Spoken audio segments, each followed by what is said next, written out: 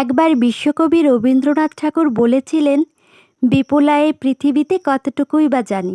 একদম সত্যি কথা। এই লাইনটি ইতপূর্বে আমি অনেকবার উপলব্ধি করেছি। আর আজকে আরও একবার উপলব্ধি করলাম। তার কারণ, এই যে ফুল গাছটি, এই ফুল গাছের কি নাম, এই ফুল কি পূজাতে ব্যবহার করা যায়, পূজা দেওয়া যায় নাকি যায় না, এটাও আমি জানতাম না। তো এই ফুলটি কিন্তু আমাদের বাড়িতেই হয়েছে। তিশা আমাকে আজকে দেখালো। দেখে আমার এত ভালো লেগেছে। এই ফুল সত্যি ভীষণ সুন্দর। শ্বেতপুষ্প।